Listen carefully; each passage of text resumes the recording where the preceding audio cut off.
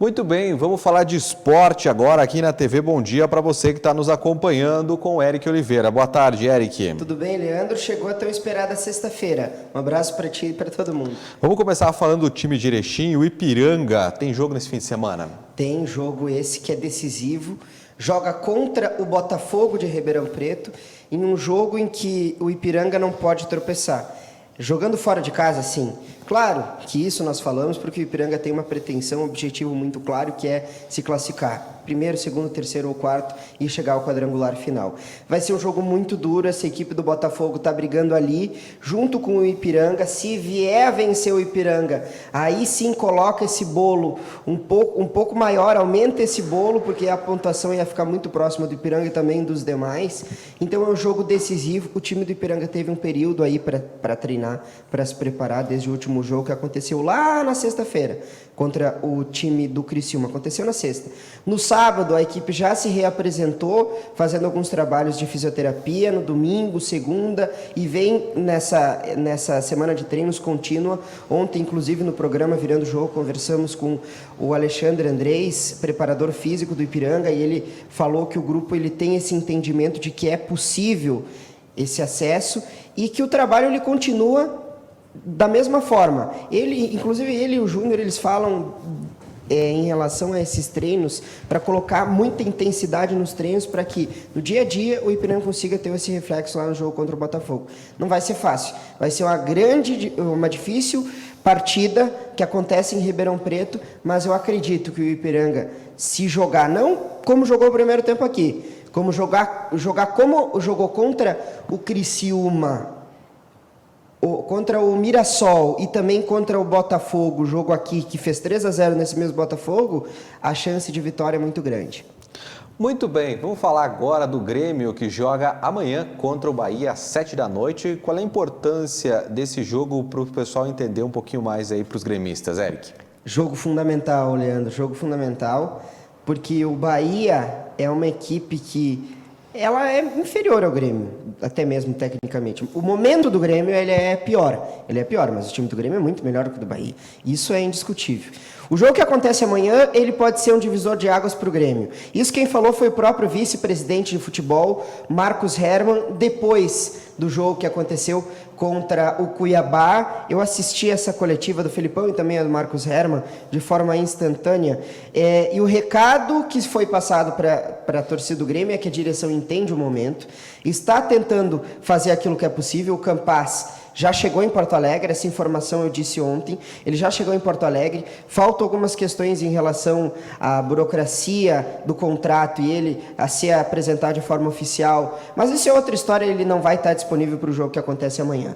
E o Grêmio precisa começar a estabelecer uma recuperação dentro do Campeonato Brasileiro, que vai passar fundamentalmente por esse jogo contra o Bahia. Eu imagino um Grêmio jogando bem semelhante ao que foi contra o Cuiabá, jogando talvez com o Rafinha ainda permanecendo ao lado esquerdo, o Lucas Silva, é bom lembrar porque o Maicon entrou, se machucou, entrou o Lucas Silva, se machucou e entrou depois o GPR, mas entre a opção Lucas Silva e o GPR, eu acho que o Felipão deve priorizar o Lucas Silva. A mesma forma, Borja Villaçante já estabelecido, jogando como segundo volante, é um Grêmio que precisa vencer mais do que nunca, e isso porque o jogo acontece em Porto Alegre, acontece na Arena do Grêmio, então há pressão. O próprio Marcos Hermann disse isso, há pressão e precisamos vencer o jogo contra o Bahia. Então é o que todo mundo espera, que o Grêmio consiga vencer 3 pontos, diminui a distância para esses outros que estão ali na zona de rebaixamento, o Sport Recife, o América e o Cuiabá, que é o primeiro fora, que são 4 pontos de diferença. Se o Grêmio chega a vencer esse jogo contra o Bahia, encaminha 2 vitórias consecutivas, aí nós já começamos a pensar em uma possível saída do Grêmio da zona de rebaixamento. Não no primeiro turno, mas lá no início do segundo turno, eu acho que já pode ser uma realidade. E o Internacional enfrenta o Santos às 6h15 da tarde de domingo. No domingo, um jogo que o Internacional tá com coincidentemente jogando boas partidas quando os jogos acontecem no domingo. Venceu o Flamengo no domingo, venceu o Fluminense no domingo e agora não enfrenta o Santos. Não é uma equipe carioca, né? Porque os dois eram cariocas, mas é um jogo no domingo.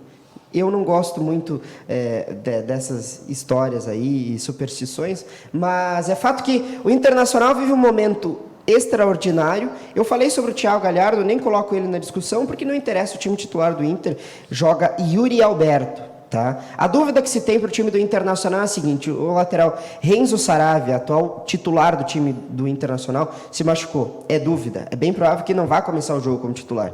E aí vem uma coisa que o Diego Aguirre, eu já comentei isso inclusive aqui, Leandro, que o Diego Aguirre ele gosta de improvisar zagueiros jogando na lateral. Ele inclusive ele não tem medo de ser usado, o Diego Aguirre, ele coloca jovens para o time titular, ele coloca jovens entre os titulares, ele coloca, como ele fez, por exemplo, colocando o Heitor, que é lateral direito, joga com o pé direito na lateral esquerda, então isso não tem problema para o Diego Aguirre. Então, no lugar do Renzo Saravia, o pessoal está comentando muito a entrada do Gabriel Mercado, que não foi utilizado na última partida, porque o Bruno Mendes ele se estabeleceu e o Inter está com alguns problemas na questão de colocar o limite de estrangeiros. Tem muitos estrangeiros no time, mas, nesse sentido, o Saravia é estrangeiro. Se ele não for relacionado, coloca Gabriel Mercado. Eu acho que é bem provável que o Diego Aguirre deve jogar nesse esquema com o Gabriel Mercado na lateral direita, um time com Daniel, com Gabriel Mercado, Cuesta e Bruno Mendes na lateral esquerda, Moisés, o meio-campo tradicional com Lindoso, que se estabeleceu junto com o Rodrigo Dourado, Tyson centralizado com Liberdade no meio-campo, Patrick, Edenilson e lá na frente o artilheiro Yuri Alberto. 5 da tarde no Virando o Jogo, tem mais informações do esporte para você com o Eric Oliveira. Não perde. Obrigado, Eric. Bom fim de semana. Para ti também. Bom final de semana para todos.